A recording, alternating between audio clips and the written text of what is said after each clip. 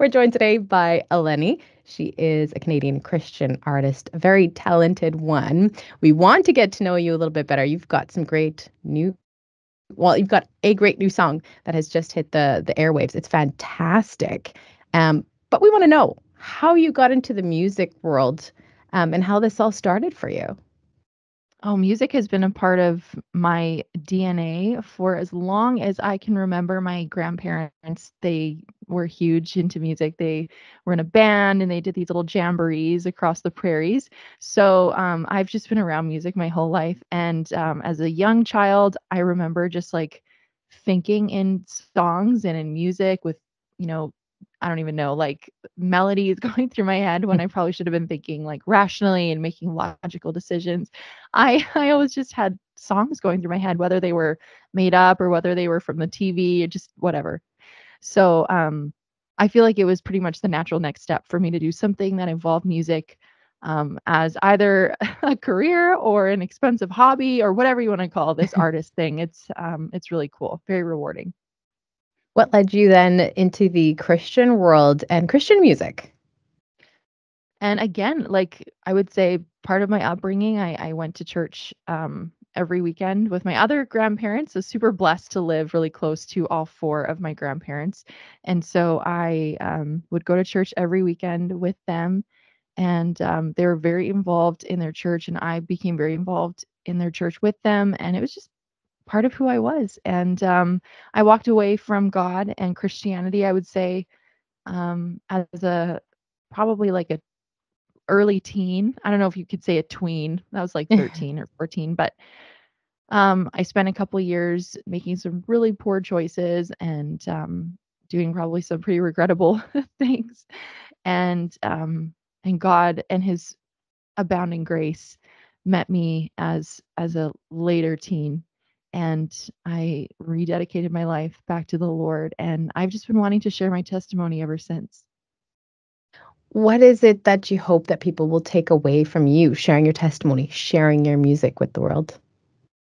I just want people to know the importance of just being human, especially as an artist, and understanding that we were never called to be perfect. That's Jesus's job. Our job is to do what we can, and leave the rest to Him. Put one foot in front of the other, as the song says, and just walk our walk and read our Bible and pray and have a relationship with the Lord. And as we do that daily, we'll see the fruits of that in our walk with God, and we'll be able to minister to people and kind of meet them where they are. And so part of my testimony is just, having been delivered and healed and having this absolutely radical experience. Like I have a miracle child. Well, I have two, but the first one was maybe more of like the miracle child. They both are just such miracle children in their own way. But like I wasn't able to have children, and God healed my body. I had such a interesting path, as I had already met, really took that away. And sharing that with people and helping them to understand they can have that too, that freedom. They could walk in a healed body. They could live a life that is free from guilt and shame.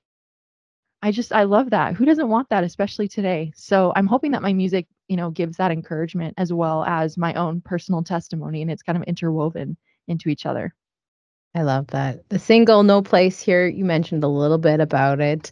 Tell us a little bit more about this song. It's very catchy. I know it's stuck in my head from the day I listened to it. I sing it on a regular basis now. You've got it stuck in my head. Well, that's actually how the song started. The chorus, it was a little bit different, just slightly syncopated differently.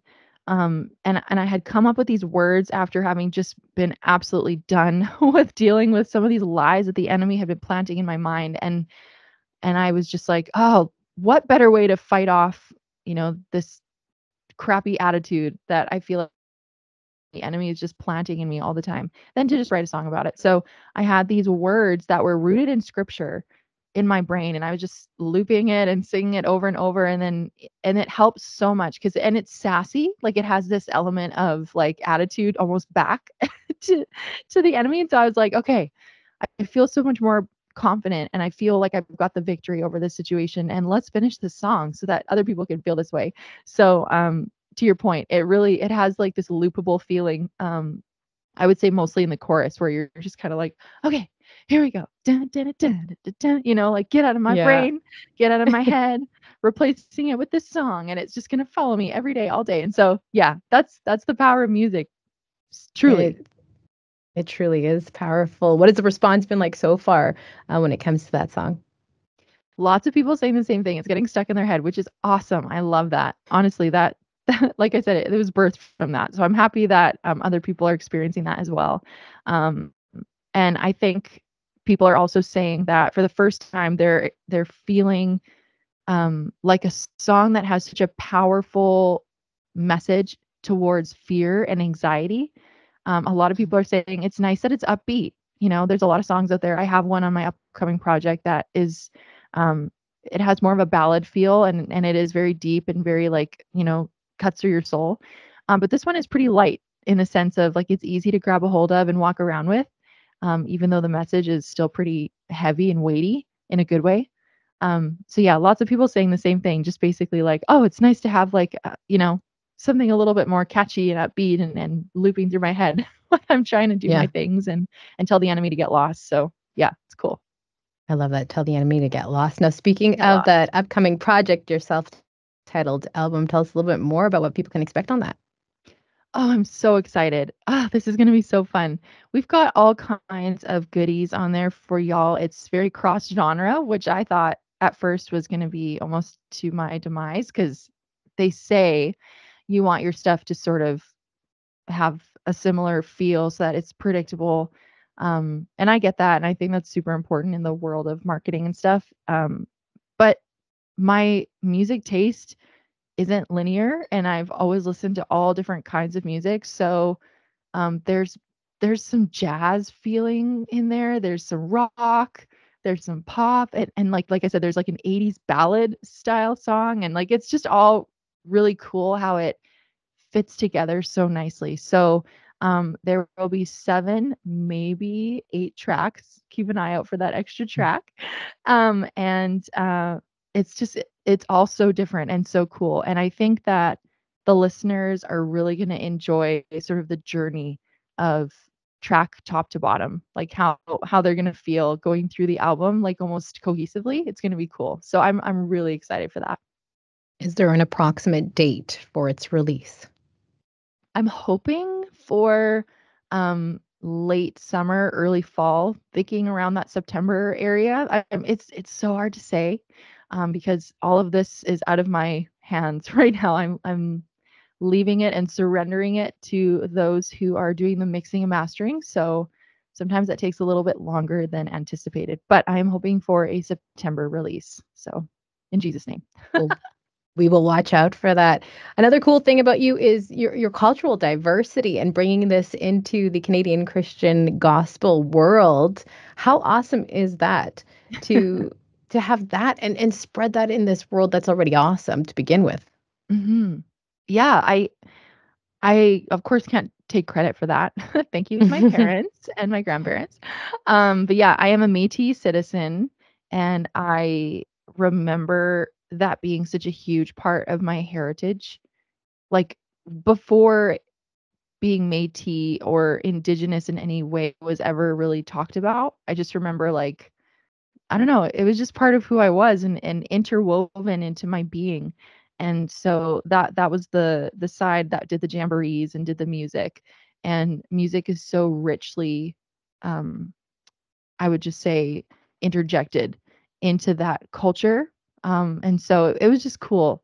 And to bring that diversity to that growing table of gospel and Christian artists in Canada, I think it's so cool. Of course, my other grandparents are immigrants from Greece, and we own a family restaurant together. They're still absolutely younger than I'll ever be. I'm sure I don't even understand that.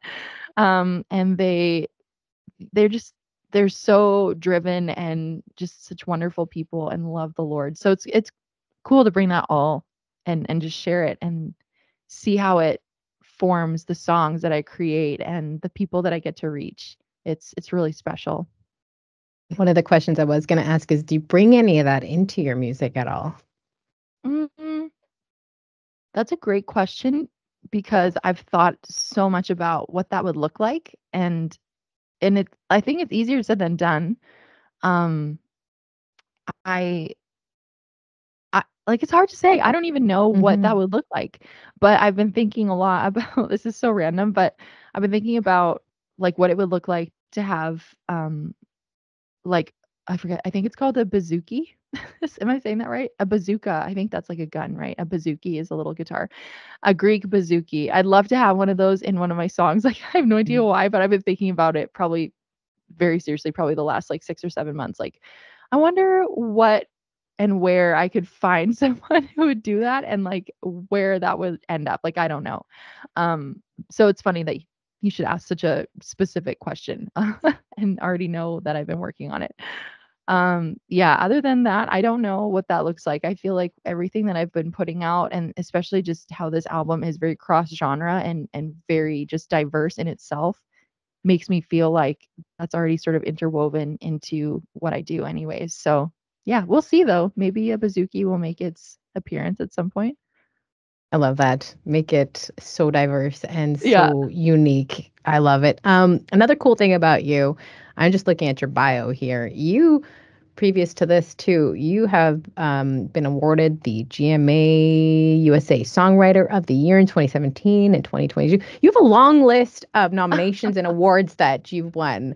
Tell us a little bit more about that.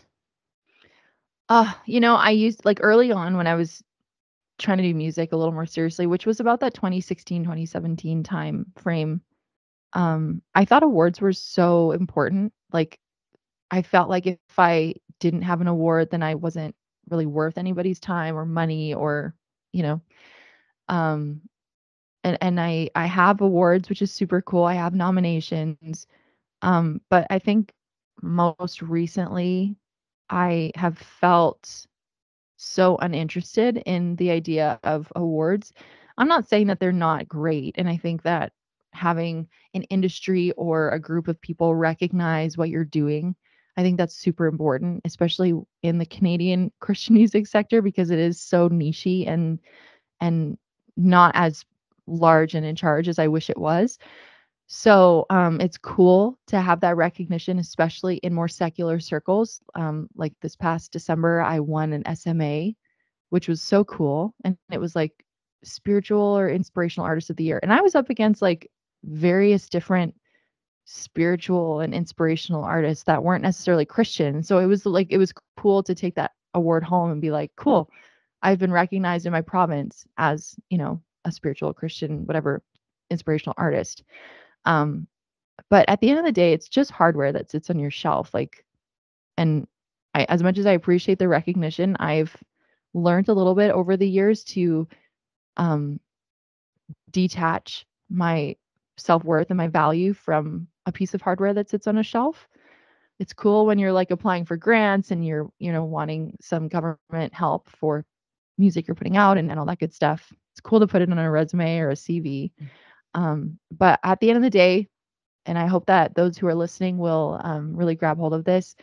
Our value and your worth and my worth, everything that we put our ministry and our lives into as Christians, all of that is rooted in the identity we have in Christ. Like there's nothing physical, not enough nice words, not enough pieces of hardware on your shelf that will ever compare to how God thinks of us. So I've really been trying to root myself more in that. And it also breeds for a little bit less disappointment when I don't get awards, which is nice too. But yeah, it's super cool. Don't get me wrong. I think it's amazing. And the recognition and all that stuff is great. But I'm currently trying to deconstruct my worth that was attached to that for so long. So just a shift in my mindset for sure. Love that. You have your single, you have this upcoming self-titled album that's expected to be out this year. Anything else exciting happening for you? I'm still in the early, like very, very early stages of trying to plan a tour. So, all of that is still up in the air.